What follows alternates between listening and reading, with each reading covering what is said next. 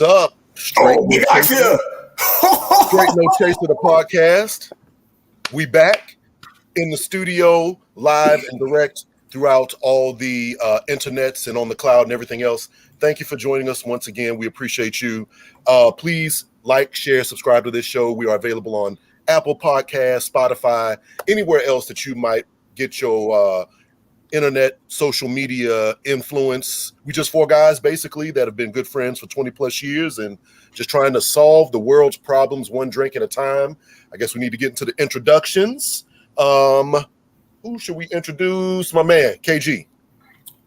Yo, listen, I ain't got much to say except Big Ox is here. So I'm gonna toss over to Big Ox. What up, fam? I miss you, man. I love you, bro. Man, what's going on, man? You know, I got a bad thing of just being a ghost rider for a minute, but it ain't been personal. It's been life and all types of crazy shit. But I miss y'all. But I'm back in this bitch. Let's go. Pass it to Rob. Welcome back, Ox. Welcome back, fam. This is Rasheem in the house. Yo, y'all, do y'all got drinks? Ox, do you have a drink? It's been what do you got? Peanut juice or something? With a peanut punch? Come on now. I've been watching his stories. He's been sipping on something real good. Been sipping, so don't be hitting us with that. Oh, I'm drinking H2O. What you drinking, fam? Back in the house. I'm back on the house, but for right now, my daughters came back home, so they got me some banana pudding. So I'm eating. I ain't drinking, but you know what I mean? All right. I can't. You know what? He been gone so long. I can't even be mad at him. I'm like, at least you here, man. You know what I mean? I want you to have a drink with us, but you know, cheers, bro. Yeah, I'm sipping on some tequila, by the way. Tequila. This is for the people. Fortaleza. Reposado tequila. Top notch. What you drinking on, John? I got to work in the morning, so this is like a wine spritzer type shit, but from a woman-owned Maryland-based distillery, 10th Ward Distilling Company. A little, it's Arnold Palmer.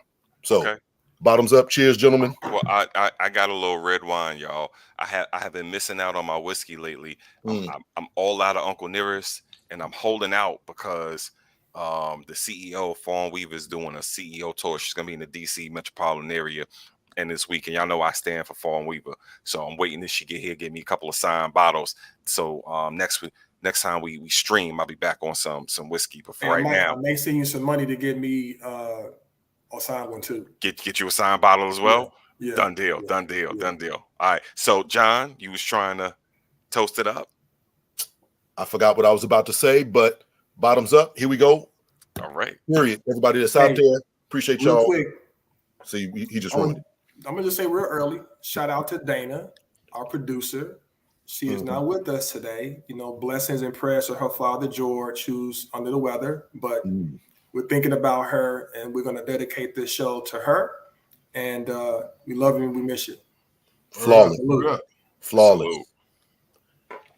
Rita, I'll send you the information about the Uncle Nearest piece, so you can show up. She's gonna be all over the area.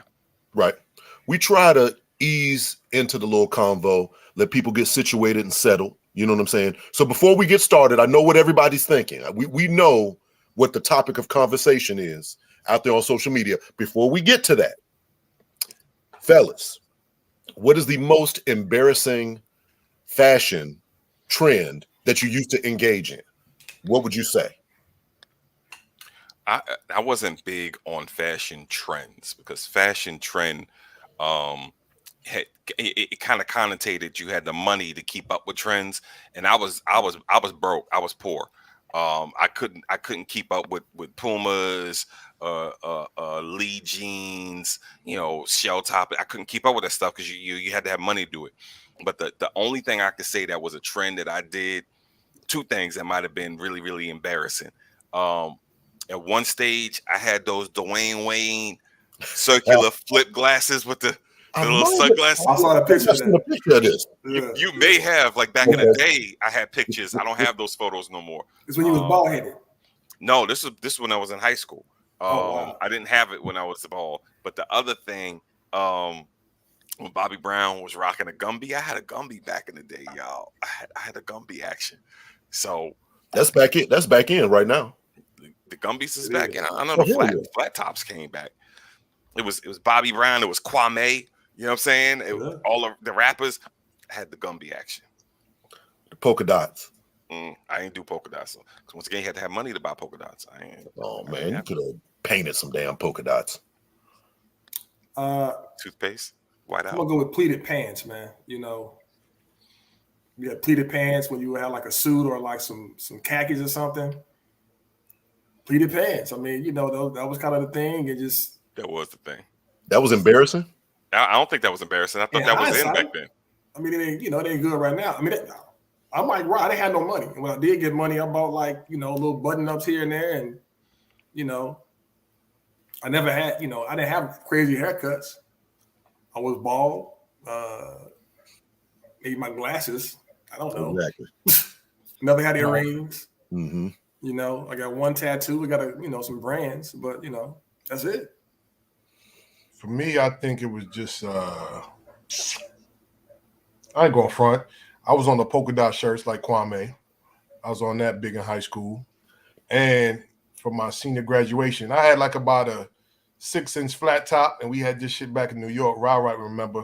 It was called sunning. So you would spray that shit in your hair, and then your hair would change colors. You know what I mean? So so I sprayed sunning in my hair, and the top of my hair went blonde. And me being Jamaican, my mom's was like, "Oh, where you think y'all go with that kind of hair?" And she made me cut that shit off. Wow. So she wasn't trying to hear the bleach hair. You know what I'm saying? I rocked that joint for like a week. I thought I was the shit. I sprayed that shit and I walked in the sun and I was like, it ain't changing. And then 2 days later, it started changing colors. And by that weekend, my mom's was like, zzz. So, I mean, that was it. Wow. You look at the comments. You got Rita was something about she had the hammer pants, used jeans, asymmetric haircut. So she had that action going on. Keeping it 100, yes, I had the hammer pants too. Oh yeah. I had the hammer pants. They wasn't as crazy as the hammers. It's embarrassing. We saying that was in style at that time. No, that shit's embarrassing, B. I mean, you look back on it, it's embarrassing. I thought anything associated with hammer was whack. So wow, facts, tripping. Well, listen, y'all. We gonna hop right to it because I know why you came. I know why y'all here. Mm-hmm. Y'all want us to discuss and be the final word on something that has been running rampant in the internet since last week. The dearly departed Kevin Samuels.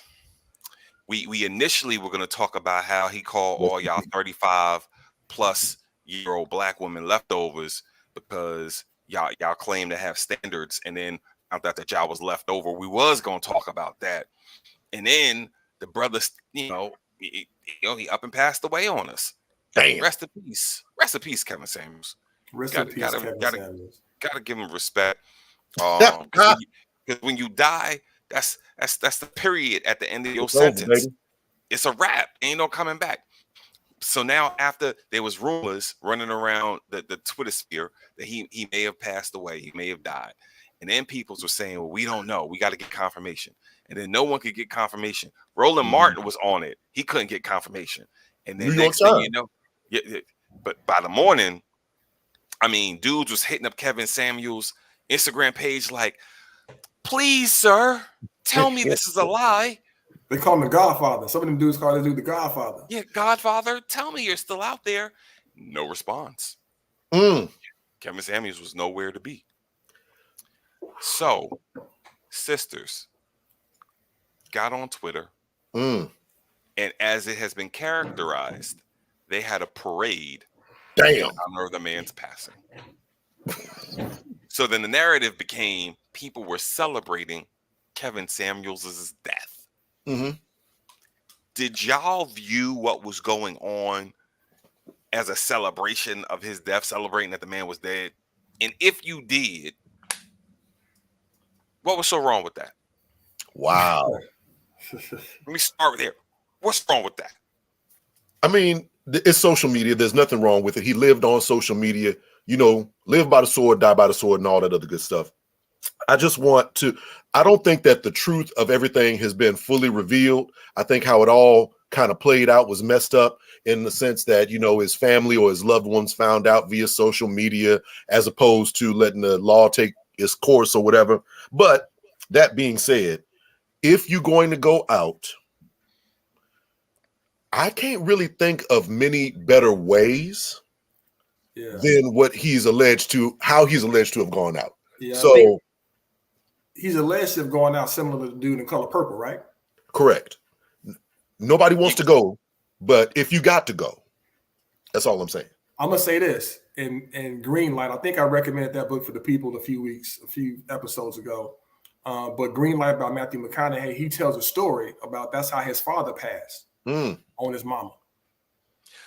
All right, cool. I understand that. I just don't want this to be a discussion about how he passed. I know. Because the comments is going in on. You know, I don't think anyone celebrated his death. That's what Jules said. We did. No one was overly remorseful.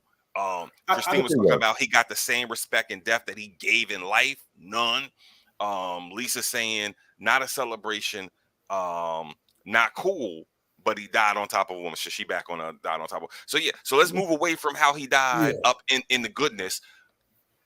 Yo, I mean, we was divided.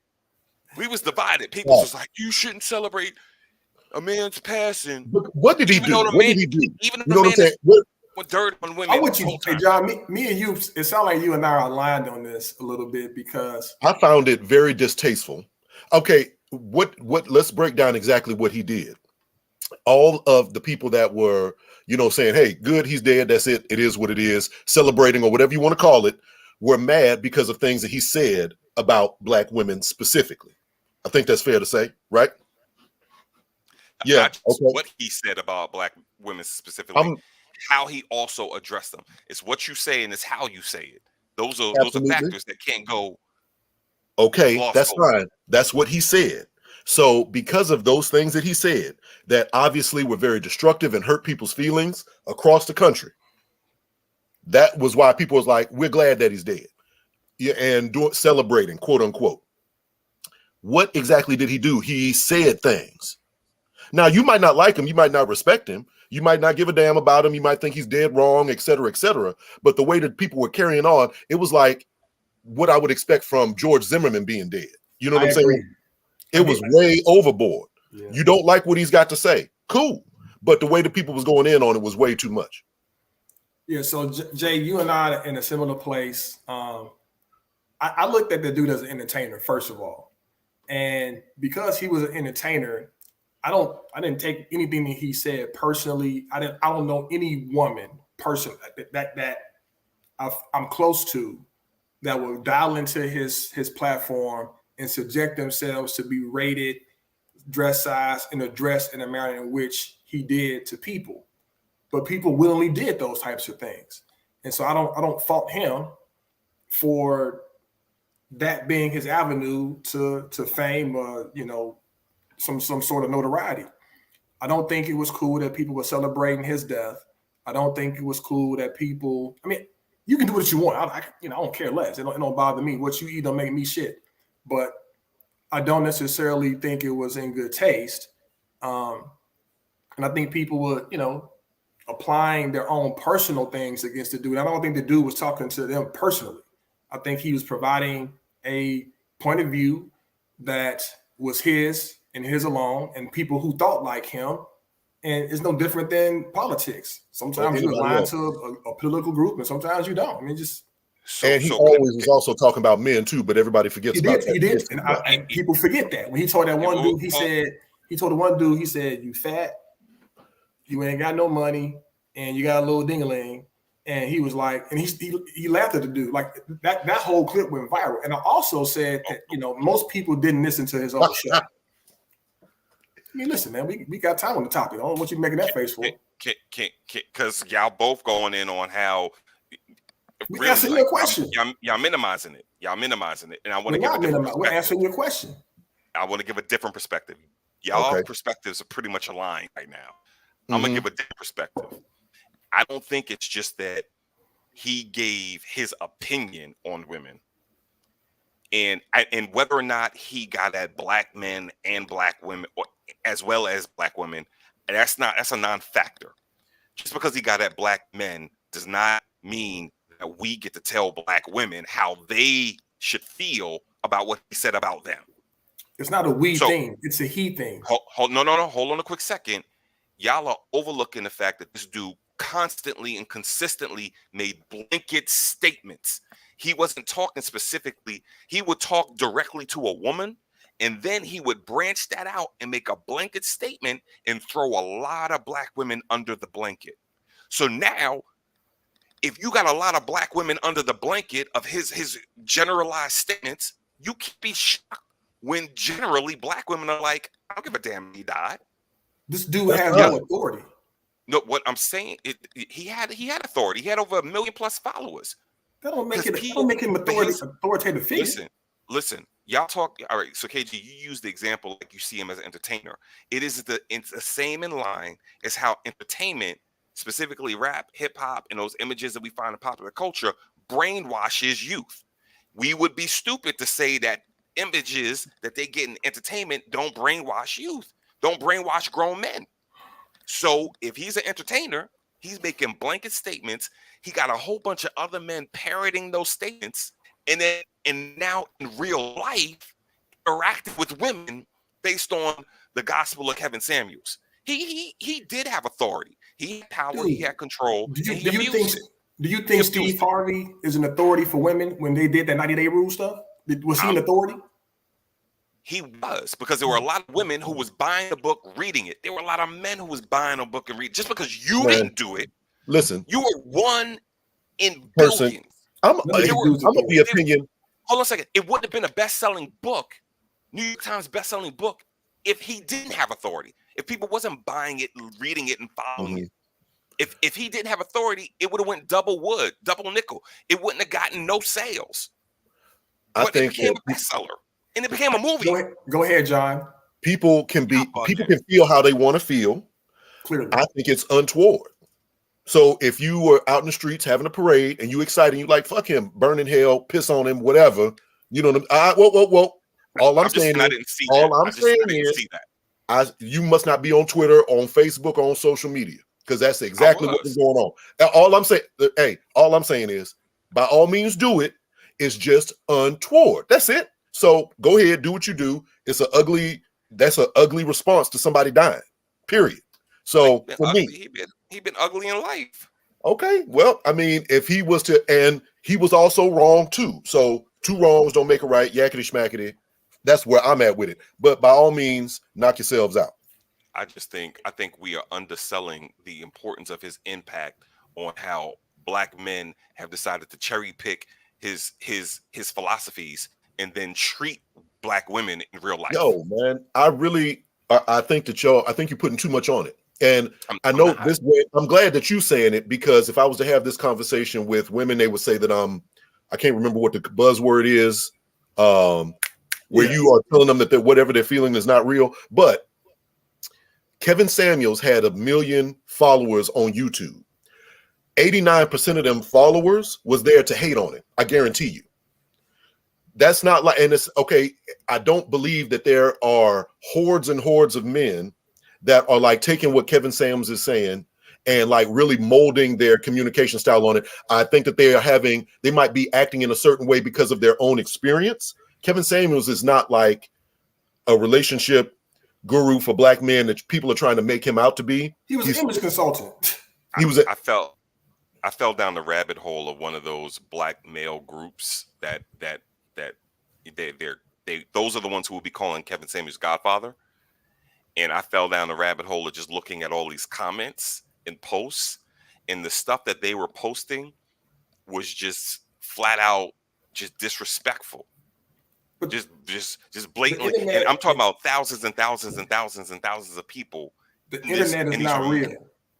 The internet is a place where people can present personas. It is not a interaction unless we meet face to face. Now, do I know any woman who went on his show? No. Do I know any woman personally that would go on the show? I don't think so. But for those who say they need men, they like the men are impacted by what this dude would say and change their persona. I mean, show me where these dudes are at. Like people on the internet typing these comments and sending all this stuff and retweeting stuff. I mean, it's the internet, man. This is entertainment to me. But what I'm also saying is they are taking this internet entertainment and they are executing it in the real world. Where? In the real world. These are people who are having relationships, who are choosing people for whatever image or reason that Kevin Samuels said choose them for. And the very interesting thing for me is you have women who have been victimized by men, and now the men are complaining that the women are acting like victims. Listen, I'm not. His last post was women who leftovers 35 and over because they decided to wait because they didn't want to settle. That's probably because they had been in relationships with dudes. No, that's not. That wasn't the last one. That's not true. This is amazing. That was. I'm not. Hold on, fam. Hold on a second. That's not the point. Whether that was the last one or not isn't the point. The point is you can't get mad at a woman for saying I don't want to deal with dudes right now because I've been dealing with dudes and they've been treating me like trash. And they want to call them names or you a leftover. That's the type of stuff he was doing. I think that a lot of people are talking out of both sides of their neck on this issue and really need to get their arms around this whole thing. You can't say on one hand that you are trying to reject traditional culture and behavior, and then when that traditional culture behavior is like, okay, well, this is what it looks like, then you get mad about it because you're not quite fitting in. Which one is it? Do you want to throw away the traditional behavior? Because he's like, go there again? Huh? I said, go there again. I didn't fully get your example. So Kevin Samuels said, if you are 35 and over, you are a leftover. That matters if you are, you uphold traditional behavior. If you ain't with that, then nothing that he is saying is going to hurt your damn feelings. And that's the energy that we get most of the time. Like we are trying to do away with this patriarchy. We're trying to do away with that old style mentality.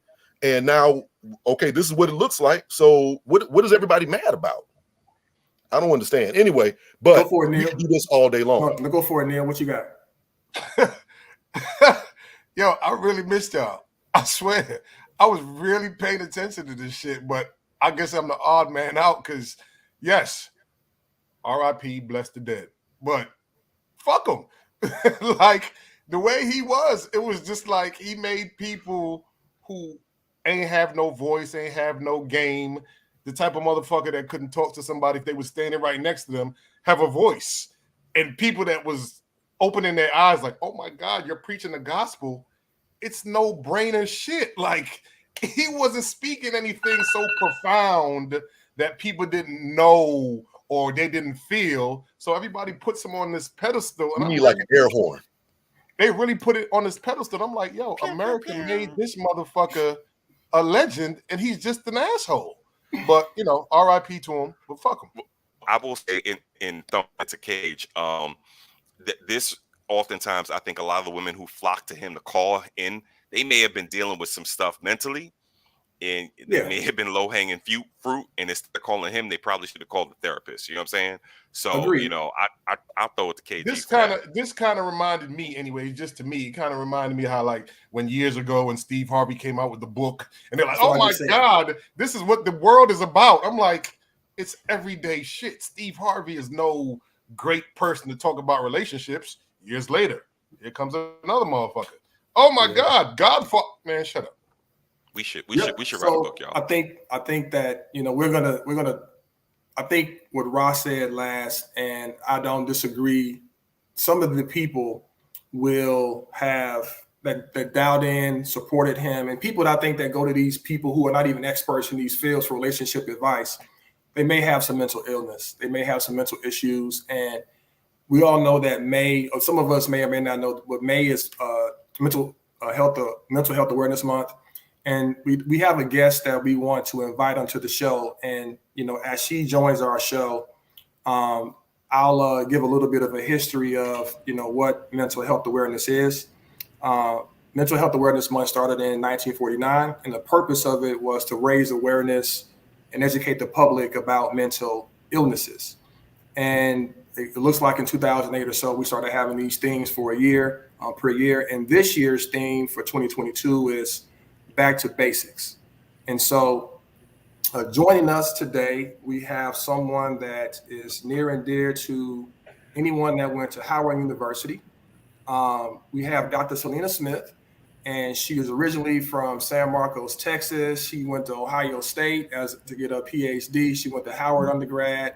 She is a member of Alpha Kappa Alpha Sorority Incorporated Alpha chapter. I will add that in there as well. In her bio, she says she's an advocate, a nurturer, a lover, a warrior, a healer, a teacher, and truth teller. She has 10 years of experience in the field of really therapy as a therapist in a variety of different situations. She's worked with women specifically in the Oklahoma State institutions, jail, prison, that type of thing. And has lived in various places throughout the country. And also, again, we Bison with us as well. So with that, hopefully I did this introduction justice, but a warm round of applause and Str8 No Chaser. Welcome. And we're going to put a glass up and say, welcome, Dr. Str8 Smith, to Str8 No Chaser podcast. Thank you. Welcome, Dr. Smith. Thank you for having me tonight. Mm-hmm. One little correction. I went to University of Oklahoma for my PhD. Okay, I apologize. But I know Ohio was in there someplace. It was. I did my residency there. Okay. My error. Make sure you correct me. I appreciate that. And, so Dr. Smith, we're going to call you Selena. You want to be Dr. Smith? Which one you want to? Selena's fine. Selena's fine? Okay. Dr. Selena for me. The amount of work it takes for a Black woman to get a sure. PhD, I'm honoring that. Dr. Selena. We're going to roll with that. Appreciate it. Yeah. So, Dr. Smith, again, thank you for joining our show this evening and helping us have this most important discussion around mental health. And, part of what, the catalyst for us kind of discussing this, one was just really the month. And then over the last, few weeks and even this year, we've seen a number of, suicides that have taken place, namely, and even just people kind of making changes in their own, movements because of their own mental health.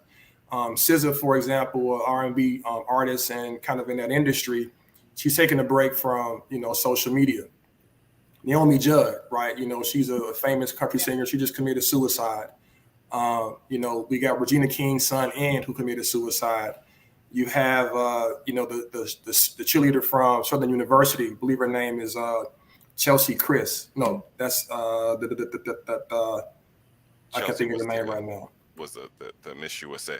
Yeah, Miss USA was, but Atlanta Miller is her name. She committed suicide. Chelsea Smith, Miss USA, she committed suicide. And we got an endless list of people who have, in it themselves just because of mental illness. So, can you tell us a little bit about what, from your experience and your work in this field, what are some of the signs that we can think about that we can help support, and then just, take us on this journey so that we can kind of be better educated around this and be better supporters. So I think the first thing that comes to mind is you talk about like some of the different people who have committed suicide. Black people are hurting. We are hurting. We're under a tremendous amount of stress, and life is hard. And so I think people don't have the proper supports in their life, or they're not comfortable with utilizing those supports, which causes them to isolate themselves and kind of spiral. And, I feel like these past couple of generations are just now starting to get comfortable with the idea of therapy. And so people are seeking help slowly. I feel like Black men are slowly kind of getting more acclimated with kind of talking about therapy. But yeah, this is a huge, huge issue, especially in our community. Dr. Smith, you said something around, Black men, and we just had this conversation about Kevin Samuels and, that whole thing. You probably will listen. I saw your comments, a couple of that popped up on the screen. But that him aside, what are some of the things you think that you've heard that prohibit or some of the obstacles that Black men kind of encounter that prohibit them from making the step to say, you know what, I need to talk to somebody about, you know, some things in my life? I think a lot of it's systemic and societal. Like, men aren't supposed to seek help, especially Black men. They're supposed to be strong and, you know, the one who carries the family or our communities on their backs. So that's hard to kind of break that. I think there's a lot of just cultural like stigma where, you know, Black folks don't go seek help. I think that's a lot. A lot of that goes back to like my parents' generations and before that. Because I was talking to my mom yesterday and we were talking about therapy, and she was telling me how like she feels like that's just something new. Like when they were in school, especially before integration, no one even talked about mental illness, right? They would go to church, pray, you know, pray for God, you know, to deliver them from whatever, you know, their nervousness or however they would call, whatever they would call it. But yeah, like I think the cultural, like that's a white person's thing. White people do therapy, not Black people. And I think another barrier may be even just access, right? So financial resources, communities where we don't have a lot of providers of color, you know, that's a huge issue. So break it down for us. What does it cost? Like if somebody doesn't have insurance, you know, what does it cost for somebody to say, you know what, I got some issues. Where do I go? How much is it going to run me? Because, you know, to your point, that people are suffering and, you know, we're impacted most economically, you know, so. Yeah, so thankfully we have a lot of resources now available. So Taraji Henson just started a foundation recently that pays for up to 5 sessions for people to seek mental health services. So we have that. We have, I'm a part of a nonprofit called the Soul Care Collective. And so we provide affordable mental health services for Black, Brown, and Indigenous people. And all of our practitioners are Black, Brown, or Indigenous. So, you know, there's some more comfort with going to therapy when you have a provider who looks like you. And then, you know, I think there's another place called, what is it called? I can't think Your of business. Well, my business, but that's not a low cost option. We can talk about that. Talk about that. It's not a low cost option. It's not, but you know, I have a business called Real Liberation Coaching and Consultation Services, and Real stands for Restore, Empower, Align, and Love. And so I feel like those are basic tenets in just healing overall. And so I work as a life coach. I've been trained as a therapist, but a lot of my work is as a life coach now. And that also goes back to access as well. I don't have to deal with insurance. I'm not limited by, you know, state jurisdictions with licensure. And so I can see a wide variety of people in different settings. That makes it feel a little more comfortable. And so I offer, you know, individual therapy, relationship therapy, you name it. And you know what it is too, Dr. Smith? Oh, go ahead, Rob. My bad. No, Neil, please. Nah, I'm just listening to what you say because I've shared with my family members here. These are my family members, but I think it also has to do with, like you said, cultural. Like I'm almost 50. I came from Jamaica. I was raised in New York. My era was like, you know, men don't cry. Nobody really cares about your issues. You know, toughen up and keep it moving. Like Kelchick is my little brother. I love him. I think the first time I cried was maybe when I was like in my 40s. You know, and the last time I openly cried was at my daughter's graduation. And he was right there with me. So, like, you know, I think we had this conversation before a couple episodes back. Like, I don't think I've ever cried in front of my brothers right here. And I've been through a lot of stuff. We all have been. But it's just like, you know, I'm not saying their perspective, but society looks at you like, oh, you crying, you soft. Shake that off. What you boo-hooing for? You know what I mean? And then if you do cry to somebody and you become vulnerable, and they're not necessarily, you know, there to embrace you the way you want to, you feel a certain type of way. So you take that with you, and it's like, oh, word, I have to put on this hard exterior. So it's a lot to it. Absolutely. And one of the biggest demographics that I see are Black men from like 35 to 45. And a lot of what they come in for is just helping, like, trying to get in touch with their emotions and how to identify them and how to talk about them and how to process emotions because of that same reason, the way they were raised and, just trying to, let's not talk, I didn't even mention trauma. I feel like any Black person in America, just off top, we're dealing with trauma, right? And so that's a lot of what they're talking about, is just learning how to truly engage and be in relationship with people. Yeah, Dr. Selena, I was gonna ask you to channel Neil's response to you addressing the importance of vulnerability, men showing vulnerability, not showing vulnerability, but men being carefully and intentionally led through processing that vulnerability and the strengths in that. So if you can address that, that's one question. And I got a second question. The second question is um COVID. Like before COVID, we might have thought we was good. We go through 2 years of COVID to the, on this day we hit the 1 millionth COVID death mark in America. Like, what are the signs we should look for in this quote unquote post COVID existence that we may need to go talk to somebody? Um, I don't know if I understood your first question, so I'm gonna answer the second one first. Is that okay? Yeah, Okay. go ahead, and I'll wrap back around the first one. Okay, so I think a lot of people, even though things are starting to open back up, have a lot of anxiety and just kind of hesitation about getting back in public. A lot of them have kind of developed some anxiety and phobia around being around people. And so if you find yourself isolated still, and not answering your friends' calls and just, withdrawing, that's a sign that something could be going on. Sleep disruption, not getting enough sleep or getting too much sleep can be a problem. A loss of interest in things that you typically are used to love, so, if you enjoy sports and you're not watching basketball, the playoffs or any of that, if you were in the gym pretty consistently and you have a hard time just motivating yourself to do, to do workouts, your appetite can either increase or decrease, changes in the appetite. And also just, anger. I think a lot of times we think about,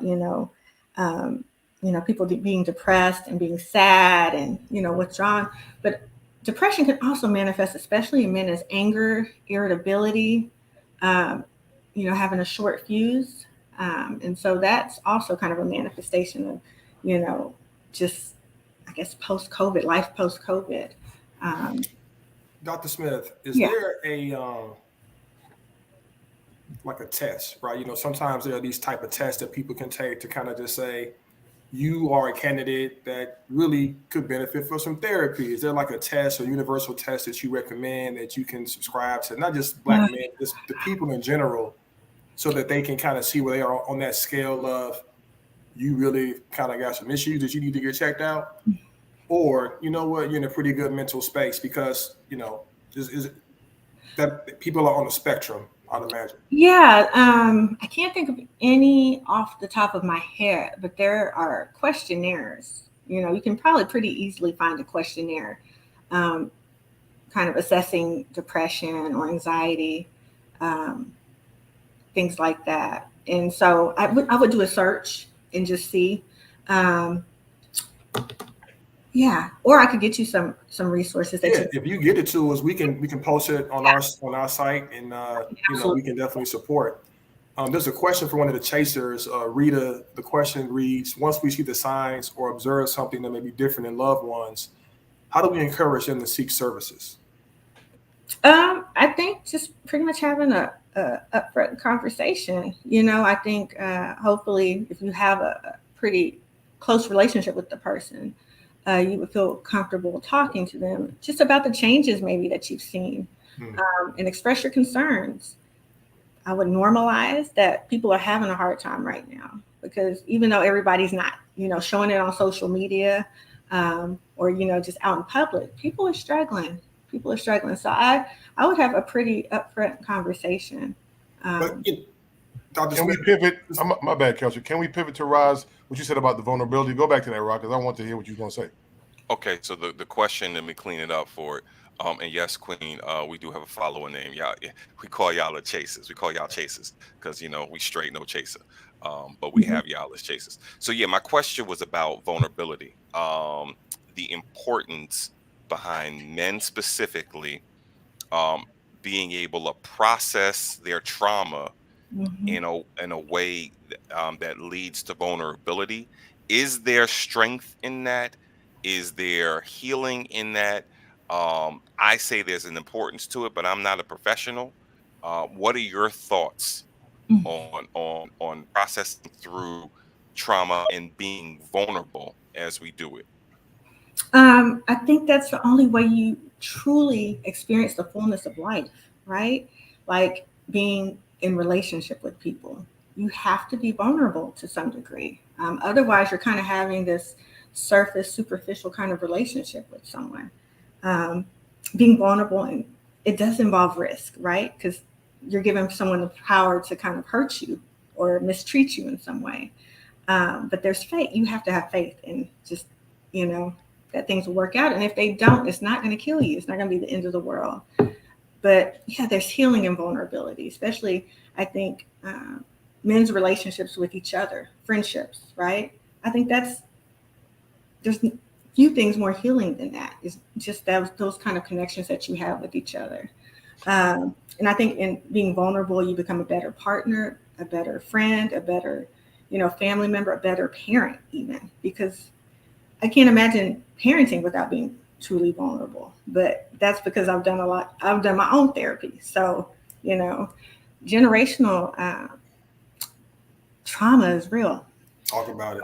And you said a key phrase, and like I love this topic. It's amazing, but being vulnerable myself with my family members right here, it's hard sometimes. I think I won't even say for anybody. I'll talk for me. Like if I'm going through stuff, my brothers right here know Neil disappears. And Keltrick, which would be the first one, that's why he's shaking his head. He'll check me. He's like, dog, we love Rod too, John too.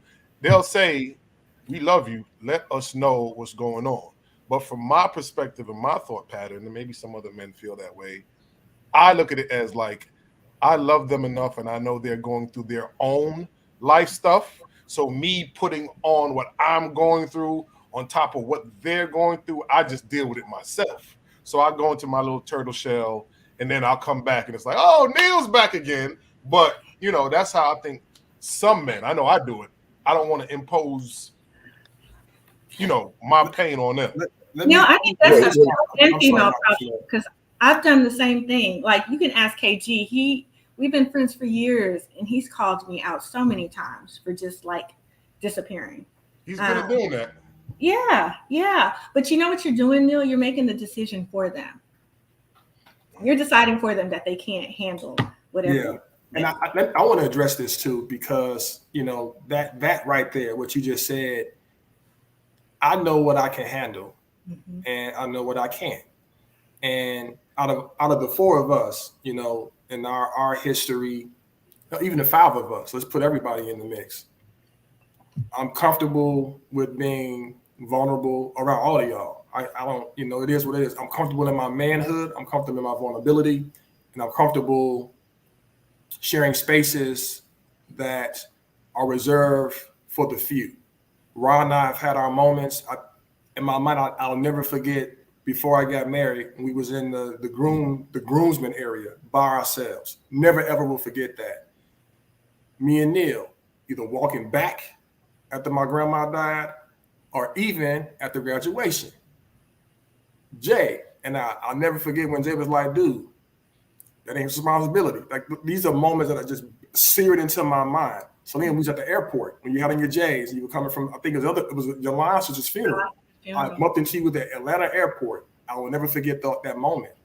And so I think we owe it to ourselves to not have experiences like Kevin Samuel's mother. We find out some shit through social media, some other circle, when we have the opportunity, and in my opinion, the obligation to communicate what's going on. So either we can support, offer some support, and at least make some withdrawals from the relationship that we made all these deposits in. So that's just how I feel. Go So, ahead. I mean, I hear what everybody is saying and everything like that. I might just be looking at things a little bit differently. I am a type of person that I'm not trying to reveal too much or whatever the case is, and it has absolutely nothing to do with y'all whatsoever. It's because I'm not trying to share that. And what you can do or can't do or whatever the case is, don't even come up in my damn calculus. So, like, I'm not trying to necessarily be vulnerable to anybody. You know what I'm saying? There's certain levels that I can bring you in on, and it's just that's kind of what it is. There's things that I will never tell y'all. You know what I'm saying? Simply because I don't want what might potentially happen to have any kind of negativity. How the hell did we get to this point? Speaking of being vulnerable, this is a damn podcast. Keep talking. Go ahead. No. We were talking about mental health. But I think there's a this very is important topic. Go ahead, Rob. This is a part of mental health. John, what you were saying was important. I want you to finish what you were saying. I'm saying for people that like me, Neil was like, he doesn't want to necessarily put the weight on other people's shoulders. I'm of the opinion that if you can't fix my damn problem, and not by voluntarily making me do more work, no, you fix the damn problem, then it's pointless for me to go through my damn problem with you. And I would rather just handle it and be done with it. And for me, it has zero to do with other people, and it is how I prefer to handle certain things. So I'm not like Neil. I'm not like Rob. I'm not like Keltrick or whatever the case is. I'm always available. You know what I'm saying? I'm not like that type of person, but there's plenty of things. Jackson was revealed to be autistic when he was like 2.5 to us. I didn't tell y'all about that till years later when I had made peace with it myself. So that's just how I operate. I don't think there's anything wrong with it. I'm of the opinion, and I want everyone to do what they feel like is best for their own lives. I am not a super huge fan of therapy. I'm not going to pay you to tell me something that's wrong with me. I know what's wrong with me. I don't see the need for it, but you do what you do. So you have tried therapy? I have tried therapy. With multiple people, or just you tried like one time? One person, and that was it. I have tried therapy on many different ways and in various different scenarios. It is simply, I'm not that kind of person. I am totally good with praying about it. But you need therapy, and I mean this with all my heart. I'm not trying to say anything negative about it. Mm-hmm. Everybody should do what they feel like is best for their situation. I'm not downing therapy. If you need it, get it, and help yourself and do what you got to do. Can I say that I'm somewhere in between Cage and Neil, skewing John, and somewhere in between that. My thing is, I have no issue with being vulnerable because I understand the power in it, especially with regards to building relationships with people I value, and also building trust with people I value. And if I choose not to share something, let's say I'm skewing towards John, it's not like I'm being Neil, I'm just closing off. Let's say I'm not sharing something because I'm not going to share everything. It's probably because I have deemed that it's just none of your damn business. Mm-hmm. I do believe in boundaries. Mm-hmm.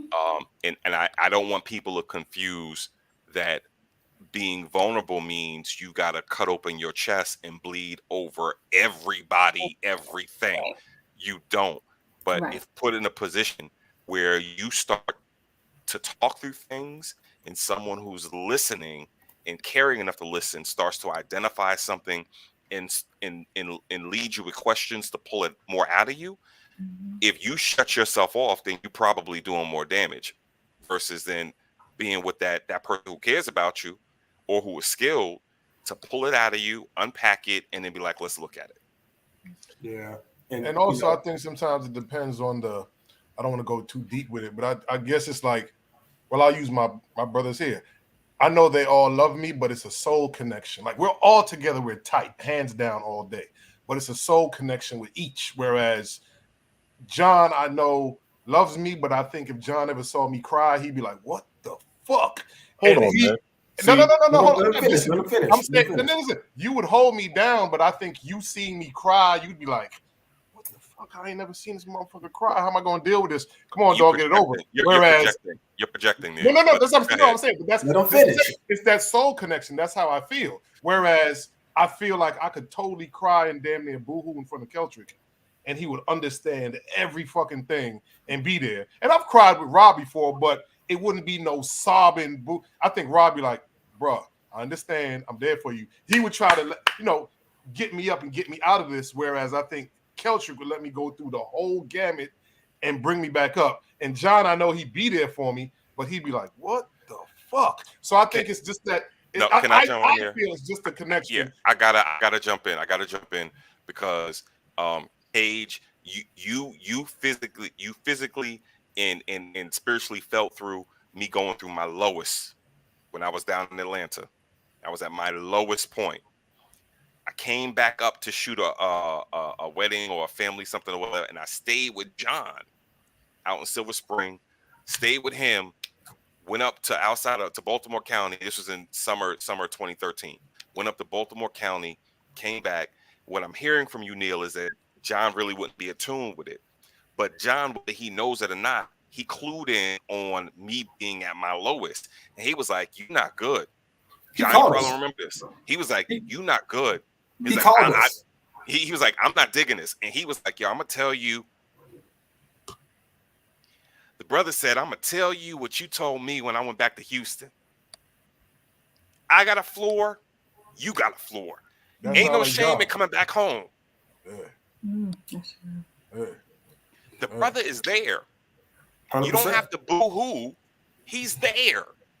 Oh, I'm not dissing John. No, I'm not dissing John at all. I'm just saying there was different. Go ahead, John. Go ahead.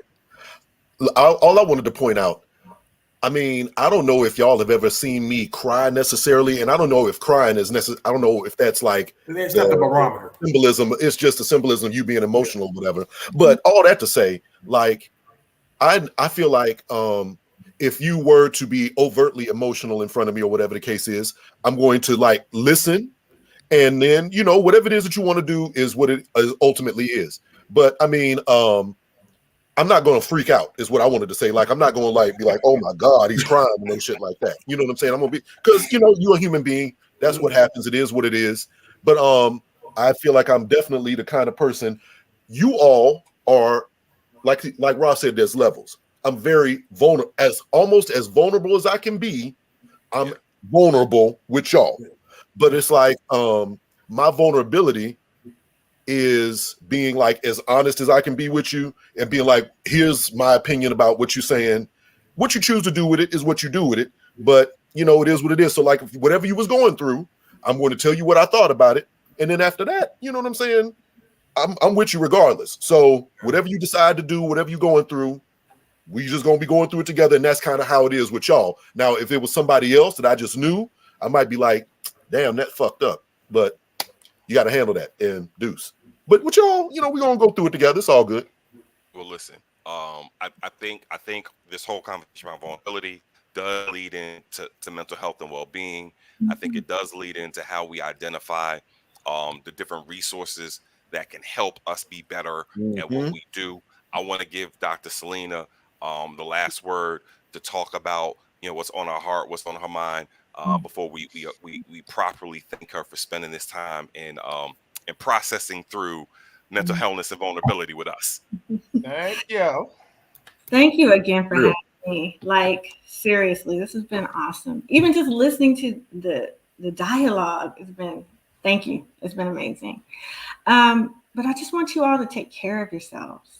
You don't have to do therapy. Work out, spend time with your friends, spend time outdoors in the sun. Just take care of yourselves in whatever ways you need. I'm here. I made a statement earlier about financial resources. I'm here whether you have them or not. I'm sure you have people in your life who care about you. These guys are awesome if you need anything. But we need each other. Like, we can't do this thing alone. Life is, and we need each other. And especially my village. So if there's anything I can do, please don't hesitate to reach out.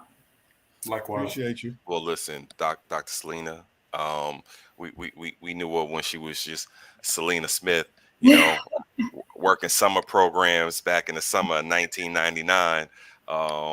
With snotty head, upward bound students running around campus. Listen, we go back. We go back like chairs in the Cadillac. Why do I We are remember that? yeah. We all peoples up in Yeah. here. I want to thank Hey, you. Joe. I love you. That's my last Listen, name. Sorry. yeah, Joe Bond Hicks. Joe Bond. Listen, we honor you. We appreciate you. We Thank love you. you. We're going to always support you. Y'all need to Thank check out realliberation.com. She may not take your Medicare or your Medicaid, but check her out. She's doing great work. She's worked you. hard to get to this point. And that means you have someone who is skilled and has the technical expertise to get you from point A to point B. So, Selena, Dr. Smith, thank you for coming and kicking with Thank us. you. Love you to death, mama. I appreciate it. I love y'all. Dr. Thank Smith, you. Right. Thank you. Good Love night. you, Joe. Well, Yeah, buddy. damn, that got kind of deep and serious, but we like it like that. On the And John, I Straight know you No got my back, boy. You know I love you. No, I We- mean, we- I was not we don't do offended nothing. whatsoever. I know what We you don't do mean nothing surface. We don't do nothing surface over here. at all. The I legitimate have straight talk, we listened don't to chase too it. many backseat freestyles. I've seen you throw up too many times. Going through too much. So it's no problem. Too much. That's true. Too much. Too many seat and place episodes, John. Beyond that, and going into the future. Speaking of going into the future, this is Straight No Chaser, the podcast. We're available everywhere that you get podcasts: Apple Podcasts, Spotify, YouTube, wherever you might get your podcast from. We're there. Please like, share, subscribe to this show. We love you. We hope that you love us. And we also need to have a quick commercial break. So, You keep saying this shit. no, because yes, we're going to cut it. It's all good. We need to email. Well, listen. Please email us. Please email us to straightnochaser23@gmail.com. That's straight with an 8. nochaser23@gmail.com. We appreciate you. There you go. There's the email address right there. Yeah. Well, listen, y'all. Let's we gonna do a quick transition into a conversation that we know a lot of y'all like to talk about on the internet, in the chat rooms, on the Facebook, and all the good stuff. We're gonna talk about money and relationships real quick, but y'all got to give me a second because I want to share some stuff and read through a couple of posts, and then we gonna unpack these posts, getting everyone's perspective on it. I want to make sure I got this right. Here we go. First post. Y'all see this, fellas? Me and this guy are dating, and I mentioned to him this. I'm reading it for everyone who's not streaming with us, who can't see it on the screen. For those on listening on our favorite podcast platforms. Me and this guy are dating, and I mentioned to him that I'm waiting for marriage to have sex. The guy and I'm dating says he's cool with that, and then he mentions that we should go Dutch when we go out on dates because he's saving his money for his wife. WTF? Question mark, exclamation point, question mark. I told him that that's not cool, that he will not spend money on me because I want to wait till marriage. He says that's not the case at all, but clarifies that just like sex, he should be a good steward with his money and reserve that for his wife. That's number one. Let me go grab number two. Give me a second. Let me go grab number two. Y'all know it takes some time to do all this. All right. So, Equating money and vagina is always a L. number two. Not if you buying it. I asked this woman that I've been talking to for a while for $100. Mm-hmm. I get a, what do you need it for? When do I get it back? A whole bunch of questions, LOL. I planned a trip for us in the mountains in Colorado for 4 days. Hotel costs per night $200. Whitewater rafting $150 per person. Zip lining $125 per person. Hot air balloon $250 per person. SUV rental $80 a day. Not to mention food costs. I had all this covered. Just canceled everything and got my deposits back. I didn't need the $100. I was just seeing what type of response I'd get if I asked for it. I didn't ask when do I get my money back? When I was planning the vacation, I was just handling business. People don't think long term. Test failed. Okay, all right. Test failed. Test failed. One more example, y'all. Just bear with me. One more example. I want to. I see y'all in the chats. I can't pull your comments up because I'm multitasking right now. Last one right here. Unpopular opinion. If a girl have a B-Day party and her man is there, I feel like he should cover the entire tab. End comment.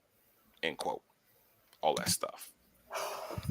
So you got a situation where shorty feels like it's the lady's birthday, boyfriend's there, she got her 3 or 4 or 5 girls with her, maybe even 2 dudes. Her boyfriend should cover the tab. Then you got the other dude who's straight up saying, look, give me $100. I secretly planned this whole thing. I just want to see what you was going to do. I'm testing you. And then you had that first situation. Dude is like, we going to go Dutch because you being celibate, and I'm going to be a good steward over my money. All three of these situations are completely different. You know this, right? The common theme is money. Okay. Yeah, common theme is money, but also we setting up the gender wars too. Right. Because you got a dude perspective. Right. Well, if you ain't letting me hit, I'm not spending no money on you. Lame. And then you got the other dude's perspective. I spent all this money. I just want to test her to see what she's gonna give me. Lame. And then you got the shorty's perspective, the lady's perspective, saying he's my man. He should pay for everything. Correct. Man, you crazy. The first one. Let me take them case by case. 1 out of 3. Okay. Nope. Take it case by I'm gonna take it. The first joint when you was what was the first one again? It was the dude who. Oh, he doesn't want to pay money because she's not gonna break him off. You can't equate money and vagina. That don't work. So, you can. But the two are not the same. They're not. Now, if you was to say, well, I'm not gonna give you my penis because you ain't gonna give me your vagina, that's the same. Your money, her vagina, them two things ain't the same. So automatically that's an L. The second joint, when the dude was like, I'm testing you to figure out where you at. Bitch, this ain't the SATs. Beat it. Who are you testing? Test who? You tested. Here's what I don't understand. He was like, I spent all this money. I was just trying to get an extra $100 out of you. Okay, well then when I ask you, when I say, okay, well, what's the money for? Then just say I'm planning a trip and here's your part of it. Okay, cool. But don't just come up to me asking. That's a stupid request. Well, just give me some money. I'm not your damn whore. You know what I'm saying? Like, talk to me like a human being and maybe we can work something out. So that's a dub. And now the third one, where it was like, the man is out with a bunch of women and it's a birthday celebration. As a man, he should cover the tab. Correct. That's it. But let me ask you this. What if they wasn't just a bunch of women? What if it was the women and their men? Okay, then those men can take, if it's your woman's birthday party, clearly you paying for her drinks. And let's say she got a single girlfriend with drinks, though, Jay. Okay, then if it's food and drinks, whatever it is that you're doing, it's her birthday party. That's what I understood the meme to be about, right? Yep, birthday dinner. What they say. And it's your girlfriend's birthday. Appetizer, entree, dessert, 2 Knock drinks. All that. Yes. Kick it up. So in other words, go back to what I was saying earlier. Are we going to do the traditional shit? Or are we not doing the traditional shit? It sounds like y'all kind of trying to have it one way or the other. If we're going to be traditional, let's be traditional. You traditional. No one's brought up traditional or not. No one's brought that up. It's very traditional. Okay, so in other words, I'm saying for me, this is my girlfriend. She's got the title. It's her birthday. Her drinks is definitely covered. And if I'm really trying to stunt, I'm going to pay for her girlfriend's drinks because it's a party. She's saying the entire tab. The entire tab. So her girlfriends and their male friends with them. Now, I'm not saying the male friends. The entire tab. But it's understood. Now, wait a minute. Whoa. Let's be in reality. We have been in these situations. You know damn well that you don't pay for the boyfriend's drinks. I mean, you might pay for it. Wait a minute. You might pay for like a round. You know what I'm saying? But you got your gal's drinks. You might have her girlfriend's drinks. That's the party. Now, if she got some other friends, okay, cool. But the idea is that you might be carrying the majority of it, but they're going to get around in. You know what I'm saying? So if it's a situation like that, that's different. But you ain't gonna pay for the girlfriends, boyfriends. That don't even make sense. I think you would if you're gonna pay, you're gonna pay for everybody. Here's the thing, though, Jay. It depends on the circles you run in, right? So, also, if we all going out and we all grabbing some food and drinks, one, we never say that we're gonna do anything like that. Nobody ever says. Well, we may say first round don't meet. We will say something like that. Once we get someplace and people are ordering, buying, whatever, people don't be like, you know what? Before you order, I'm gonna pay the tab. That's not really kind of how it works, at least in our circle. Typically, people order whatever they're gonna order, and then somebody will be like, you know what? I got it. That's typically how it goes. And if you're on a birthday dinner or date, I think you should go at your own risk, expecting to cover your own cost. And if somebody just so happens to be generous enough to pay for your stuff, then so be it. Because people in our community, in any community really, will take advantage of people's generosity. And so if they know up front that you are paying for something, I give you a perfect example. I'm gonna use my own mama. So this was Thanksgiving, and my mom flew down to see us. This was in Georgia. And so for those that don't know, my mom says that she cannot no longer taste or smell anything. And so we were all having drinks. And she said to the server, I want to, I forget what the drink was, but she said, I want it top shelf. And in my mind, I'm like, well, if you can't taste or smell nothing, like what dish does it? Right? Top shelf. But she was like, it was a margarita. Let me get a margarita. But it could affect her body differently. That is true. No, he know he's stretching. And so, it's people act differently. My point is people act differently when they know they not spending their own money. And if people spending their own money, then people are gonna govern themselves just a little bit differently. So, I think it just depends on your circles. But the first dude, I agree with you, that's lame. You can't price sex. You can't price a person. You can, but I don't think that's fair. The second scenario in which the dude was trying to put a trip together, my mama did the same thing to me. So I understand asking someone, what do you want the money for? It's a respectable question, especially if it's out the blue and you've never done it or done it in that extent. So it's a fair question. So when am I getting my money back? He's a lane for killing everything because the woman asked for clarification, some clarity. So my thing with that second one specifically, towards the end of his little post, he was like, I didn't ask you for anything when I was planning this. And I'm like, that's a stupid comment. That's a dumb comment because she didn't know you was I'll say it for you, something. Rob. That's a dumbass comment. I know you want to go there, but I got you. That's exactly where I wanted to go. I got you. How you gonna use that as your justification? Well, I didn't ask you for X, Y, and Z. Well, she didn't know you was planning X, Y, and Z. Why are you projecting that on her? I thought that was dumb. I will say there has been over time that there's this expectation that when a dude is out with the multiple women, whether he's dating or they just peoples, that there is this culture around that the man will take care of everything. And but that goes to John's point around the patriarchy, I didn't even get to my point. I'm sorry. My bad, man. I apologize. You gotta scream like Keltrick and say, "Let me finish." Can I finish? Can I finish? So what it is, even the industry, like if you get to let's say you get to the bar first, you give your card because they're gonna want to take your card to open up your tab, and then multiple people show up and they look like they with you. Bartenders will just put everything on your tab and then let y'all figure it out at the end of the night. So, and y'all know that's the case. So what I had started doing is when I get there, if I'm sitting at the bar, and especially if I know other people are coming that I don't want to take care of, listen, y'all, open my tab. That's only for me. Anyone else order something? It ain't on me. So then when women show up with the expectation that they're going to order drinks, it's going to be on my tab. And at the end of the night, they get a bill. And now they got the face like, wow. Perfect example. We was at our Spot Red Lounge. This was years ago. Was doing like little football nights. People would come through and watch the football game. bunch of people. A friend of ours that we knew who used to live out in Bowie, she came through. A lot of her girlfriends came through. All that stuff. The bar tab was like $300, and they brought her the bar tab at the end of the night, and she was like, "Oh, I thought you had a tab open." I was like, "I did for my drinks."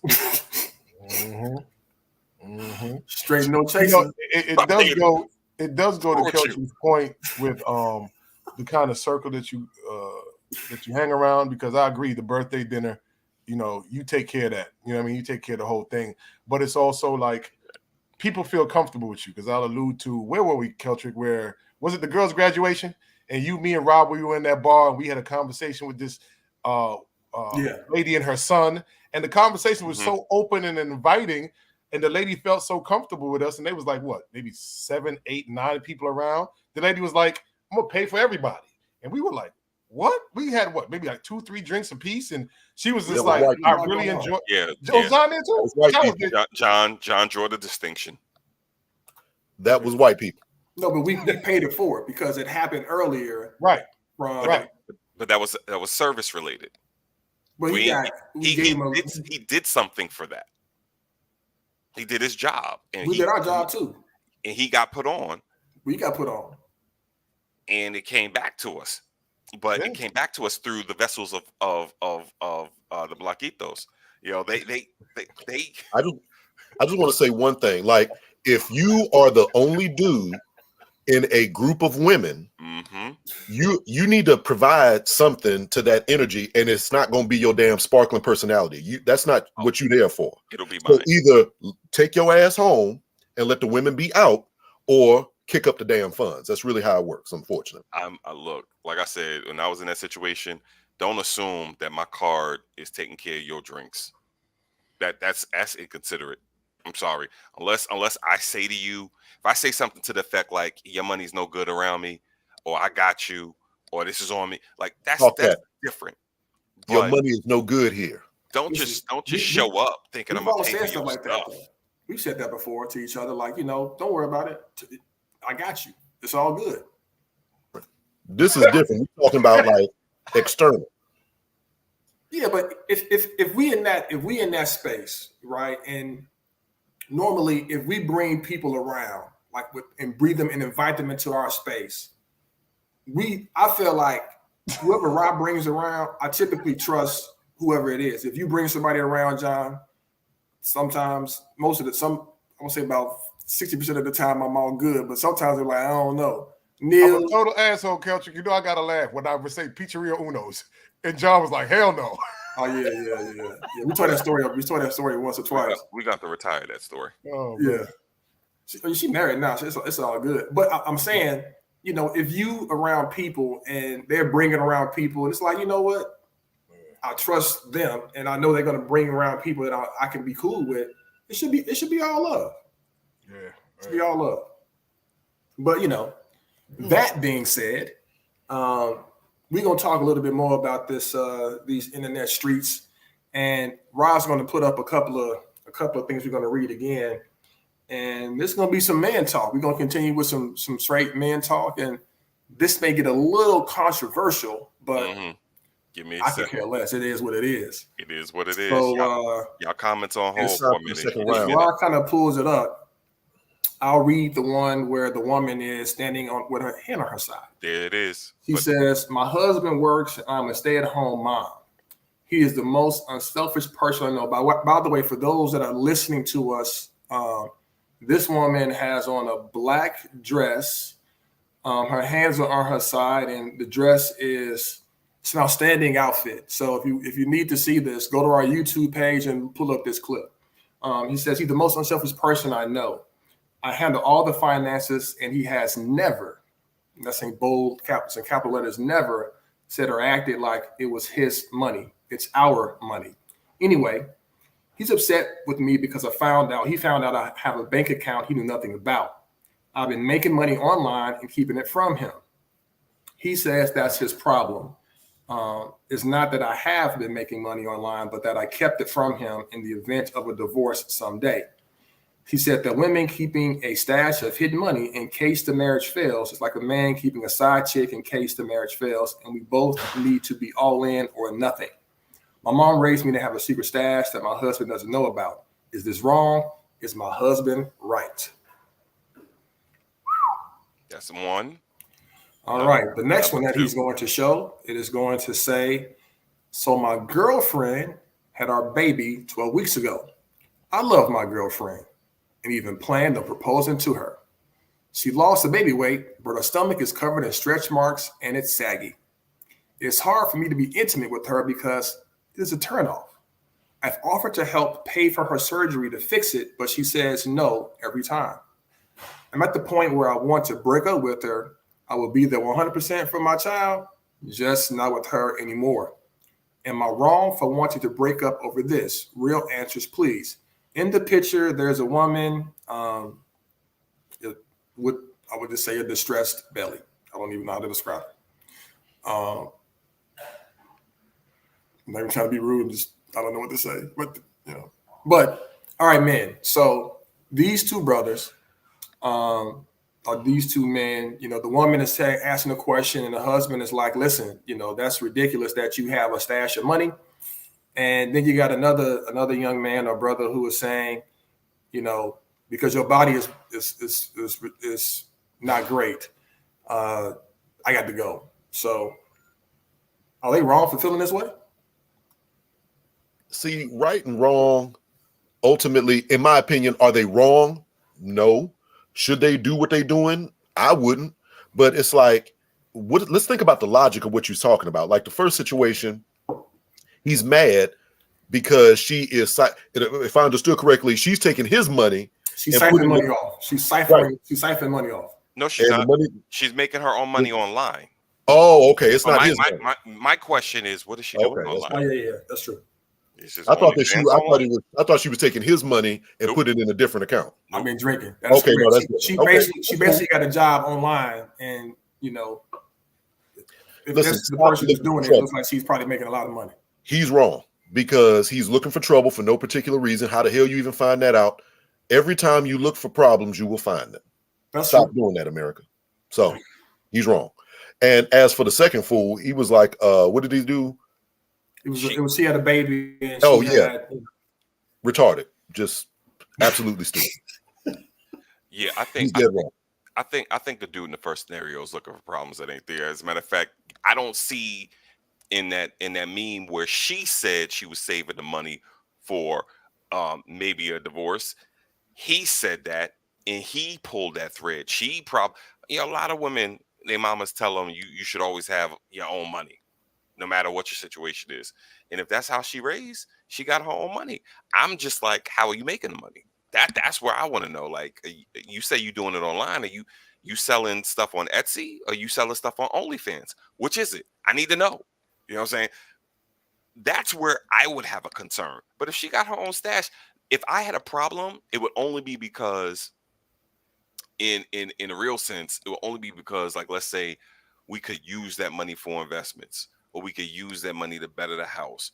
If she just sitting on it, then I'd be like, we don't need all that money, but you could throw a couple dollars over here to, change the doorknobs on the closet doors. Something.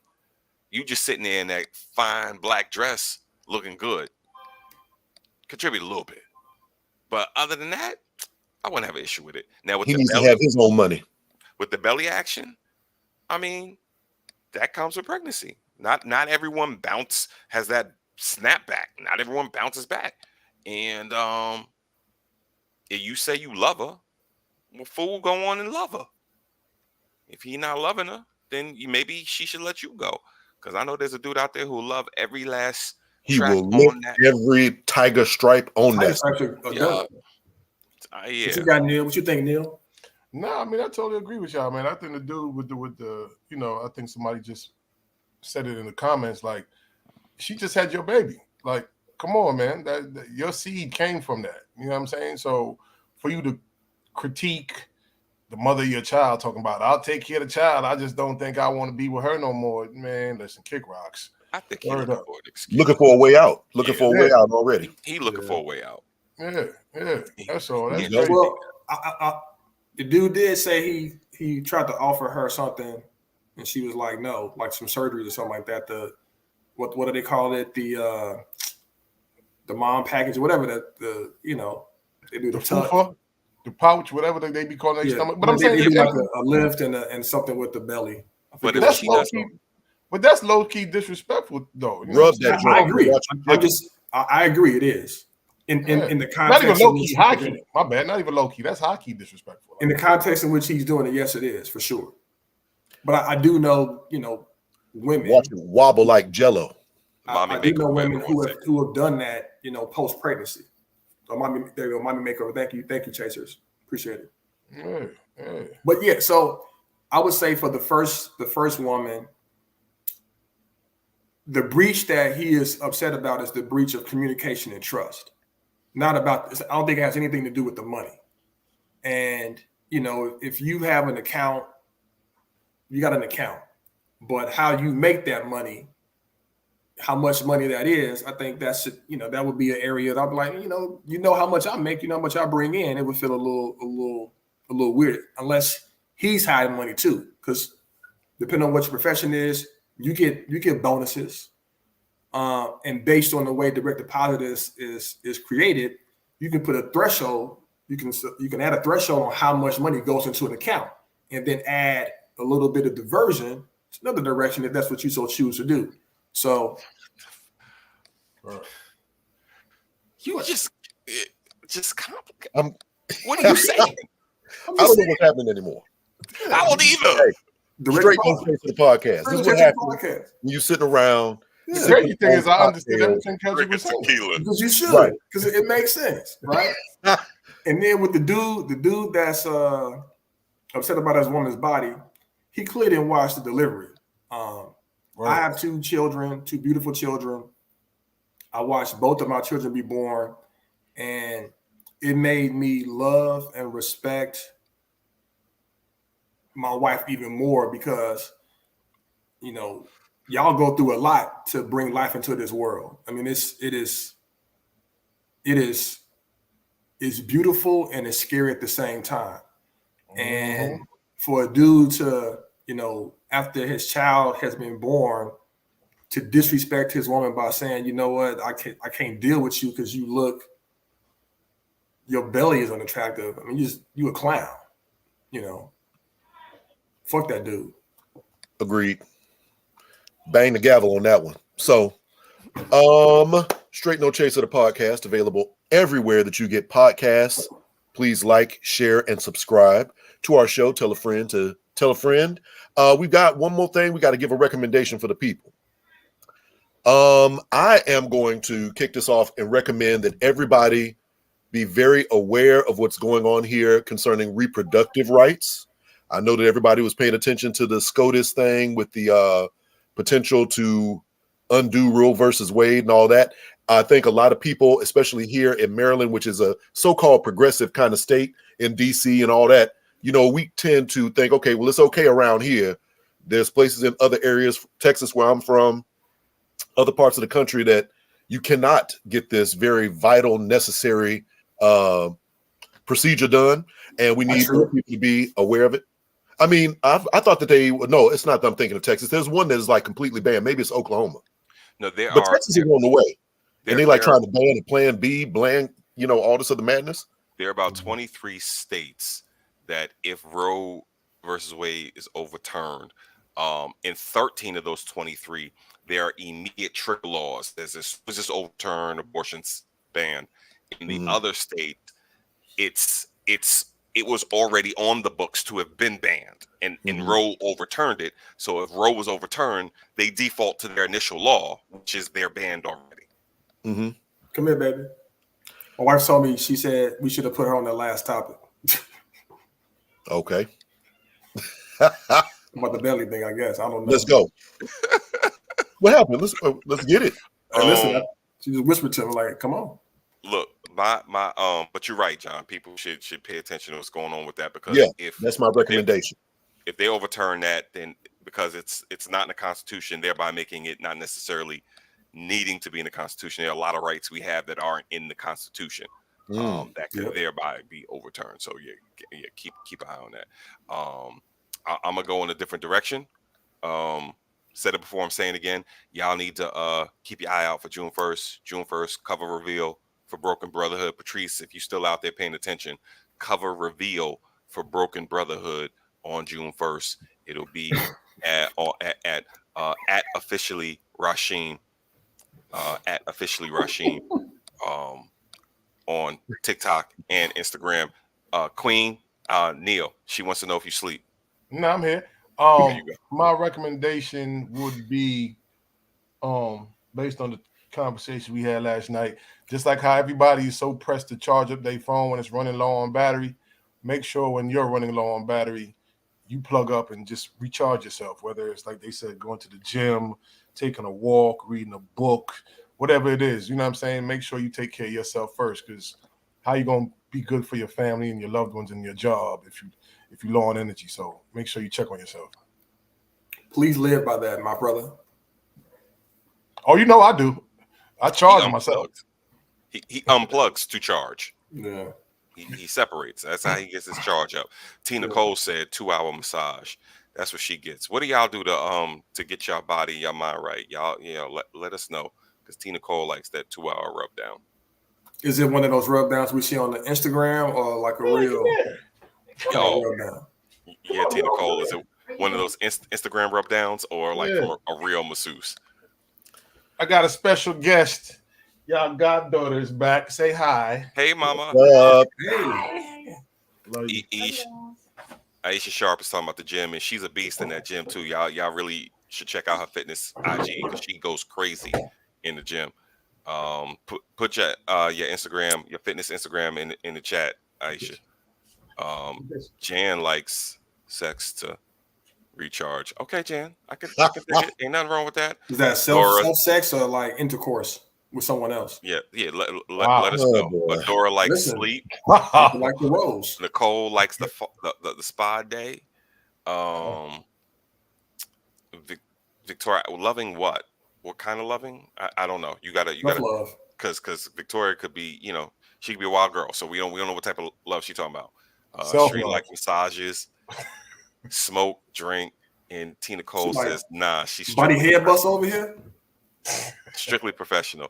Oh, and Aisha's fitness joint is I am 2 sharp with an E, sharp with an E fitness. I am 2 sharp E fitness. Check out her fitness Instagram. Get it. I'm gonna recommend a book. One word that will change your life. Quick read by John Gordon, Dan Britton, and Jimmy Page. It's a dope little book. Have it right here for those that can see it. Check it out, man. It's a great read, real quick. It'll change your life. Guaranteed, for sure. Yeah. Boom. And indica. That's how I relax. Not sativa. There you go. Not sativa. All right. There you go, man. So thank you once and all for joining us. This is was in production with Dana Bingham Guanilo of Makeda Filmworks. And of course, our theme music is produced by Midnight Michael. Ladies, gentlemen, boys and girls, everybody between and beyond that binary understanding, we're doing it. Yeah. Go ahead, handle your business. That's it. So thank you for joining us. Please like, share, subscribe to this show. Tell people about us. We will be back very soon. In the meantime and in between time, fellas, that's it. That's it for me. Peace. Holla.